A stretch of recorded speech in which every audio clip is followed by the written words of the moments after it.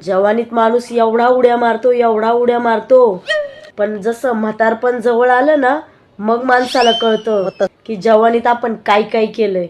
खरं तर जवानीतच कमवून ठेवा मित्रांनो. जर का तुम्हाला काही झालं तर पोरं कोणत्या दवाखान्यात नेऊन टाकतील सांगता येणार नाही, आणि त्याच्यात 2-2, 4-4 महिने तुमचं थोबाड बघायला पण येणार नाही.